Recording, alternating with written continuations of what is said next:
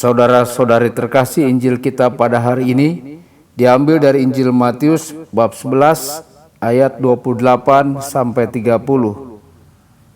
Marilah kepadaku semua yang letih lesu dan berbeban berat, aku akan memberi kelegaan kepadamu.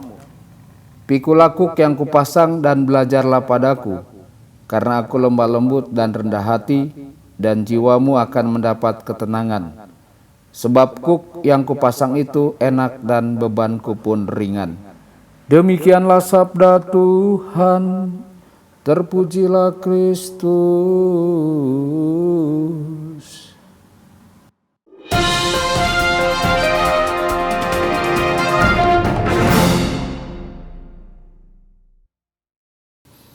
Saudara dan saudari terkasih dimanapun Anda berada, jumpa lagi dengan saya Romo Tedens dalam saluran Warta Kabar Sukacita.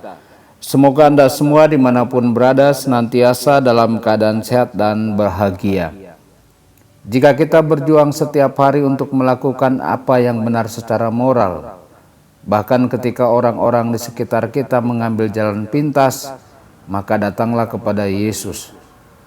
Jika kehidupan yang menyenangkan namun egois dan keuntungan yang didapat hasil perbuatan yang tidak jujur namun sangat menarik, maka datanglah kepada Yesus. Jika kita dibebani dengan pola dosa dan kelemahan karakter kita yang mempengaruhi panggilan kita sebagai pasangan suami istri, orang tua, teman, jiwa yang dikuduskan sebagai seorang Kristiani, maka datanglah kepada Yesus. Jika hidup tanpa tidak adil dan Tuhan tampak jauh, maka datanglah kepada Yesus. Kita tidak mengikuti aturan demi aturan, kita mengikuti Yesus. Hanya ketika kita pertama kali datang kepadanya, kita akan memahami perlunya aturan yang membantu melindungi martabat hubungan kita dengan Yesus. Saudara-saudari, Santo Paulus menasihati orang-orang Galatia untuk hidup dalam kemerdekaan. Kristus telah memerdekakan kita.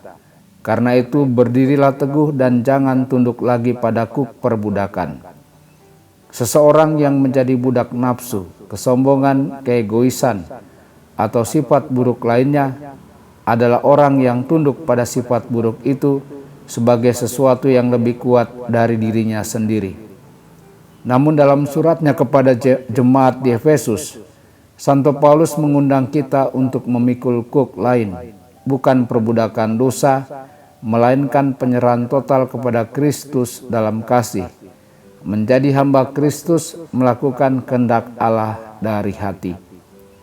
Memikul kuk Kristus berarti mempercayakan hidup kita kepadanya dengan bebas, dengan maksud untuk mengikuti kemana Dia pergi. Saudara-saudari, pengalaman menunjukkan bahwa Dia selalu membimbing kita ke jalan menuju kebahagiaan kita, meskipun hal itu mendatangkan salib. Di dalam Kristus kita menemukan peristirahatan yang sejati. Perhatikanlah bahwa Yesus tidak berjanji untuk menghilangkan beban, pencobaan, dan penderitaan hidup. Namun jika kita memikul kuknya pada diri kita sendiri, jika kita tunduk pada rencananya, kehendaknya, dan cintanya, Kristus berjanji bahwa kita akan mengalami kegembiraan, kebahagiaan yang mendalam, dan kedamaian jiwa. Inilah perhentian yang kita semua rindukan. Peristirahatan yang suatu hari nanti tidak akan terputus dalam kebahagiaan surga. Kita masing-masing telah bertemu seseorang yang mengalami kedamaian dan kegembiraan ini terlepas dari keadaan mereka. Jika kita belum pernah mengalaminya, maka kita bisa mulai hari ini dengan memberikan apapun yang kita tahu di dalam hati yang Kristus minta dari kita. Meskipun pada awalnya mungkin menyakitkan, hal itu akan disertai dengan kedamaian dan kebahagiaan. Tuhan Yesus memberkati dan menyertai Anda semua. Sabda Allah adalah kebenaran.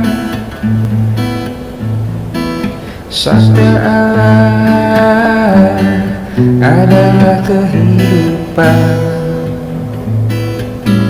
Mari kita mencintainya, mari kita menghayatinya. Ya Tuhan, ya